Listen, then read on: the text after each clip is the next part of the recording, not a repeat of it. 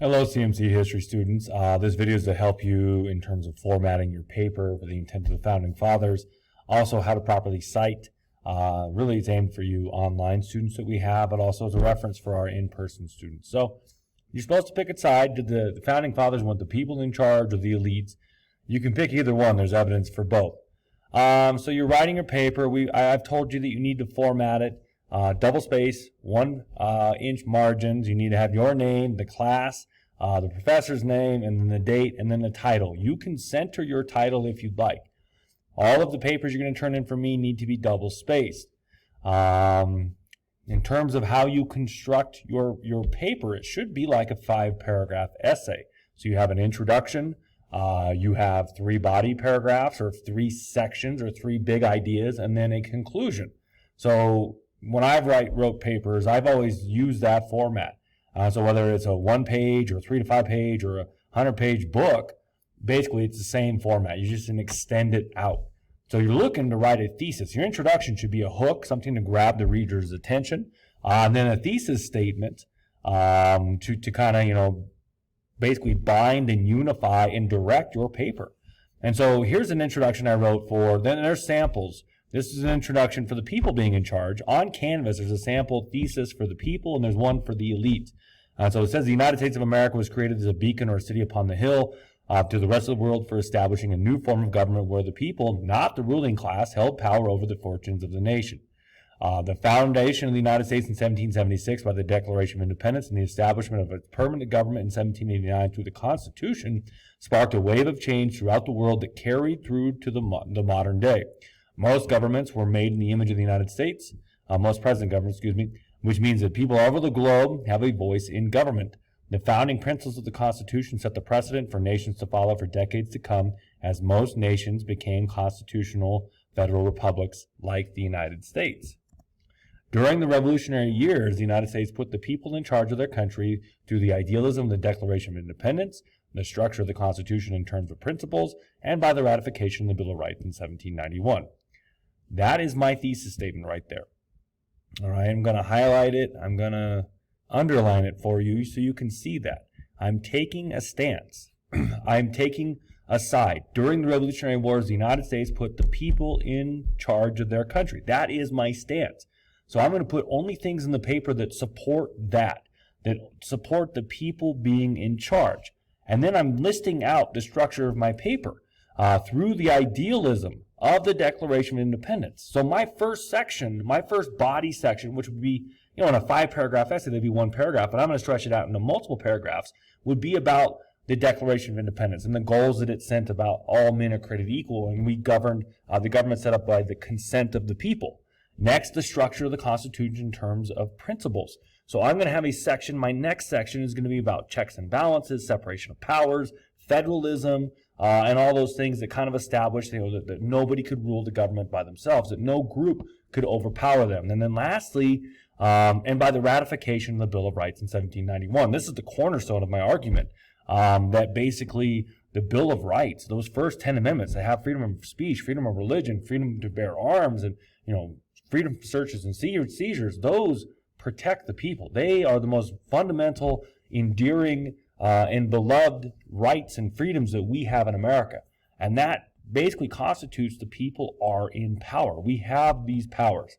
And so that is my thesis. I'm not going to add anything into the paper that doesn't support those things. And then my logical order of the paper is I'm going to have my introduction like I have here. I'm going to have a transition, and then I'm going to go into the Declaration of Independence. And then my next section is the structure of the Constitution. And then I'm going to close with the Bill of Rights. After I'm done with that, I'm going to have a conclusion in which I restate basically my thesis in a different way, and I don't introduce any new information. Nothing new should be in your conclusion. So to close here, all 3 factors allow the people of the United States to have greater voice in government than anywhere in the world or in history at that point. They also allowed for the nation to grow and evolve to include more people in power over the years.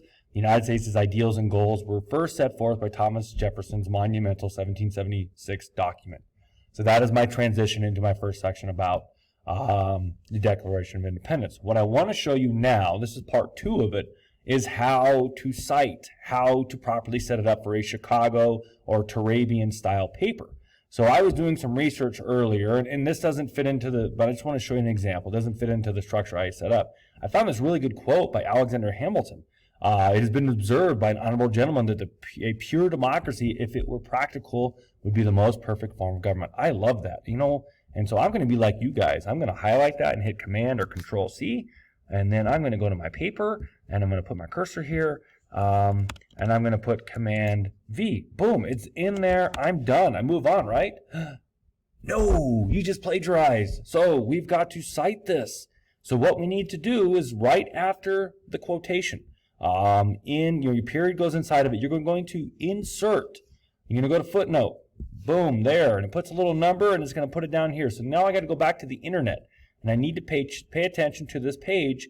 I'm going to go to Turabian.com. And you can basically cite anything, a book, Library of Congress, the Bible, a blog, a video. I'm going to scroll down here to website. I'm going to click on this, and it's going to ask for some basic information. The author of that quote was Alexander Hamilton. Okay, the page title, I got to go back and look at it, was Founding Father Quotes on Democracy. I'm not going to write on the government. So Founding Fathers Quotes. Okay, I already did this once. Good. Website name. Okay, ammo.com. Now, I'm not sure that's the most credible source, so maybe I should find a better one, but just for this example, I'm going to put it in there, ammo.com. It was posted. Do we have a date that it was posted? Sometimes you scroll to the very bottom of it, and you can find a date. I don't see anything, so I'm going to leave that blank. Okay, so we're going to come down here. It's accessed on this date. Now, this is important. I'm going to click. I need a bibliography and a footnote, so I'm going to submit it. And then it gives me the correct format of a bibliography and a footnote. So first I need to put, I'm going to go back. I forgot to put the URL in. Okay, so I need to come here, highlight this whole thing, and hit Command-C or Control if you're using a Chromebook. Come back. I need to put the online info there. I'm going to Command-V to paste it. Now I'm going to submit it. All right, now I've got my whole thing. So I'm going to highlight this footnote, and I'm going to copy it. Now I go back to my paper, and I'm going to post it right here. Boom, I have a footnote. If I cite this again, I don't need to write the whole thing out. I'm going to just put Hamilton, Founding Fathers Quotes. If I cite it 2 times in a row, I'm actually going to use what's called IBID right here, which is Latin for like the same thing above. Then I've also got to make sure that I have a page break. So in between my body paragraph, I need to insert page break, or for you Google users, it'll be break and then page. And then in my bibliography, I'm going to come down here, okay, and I got to go back to Turabian. I'm going to highlight this whole thing.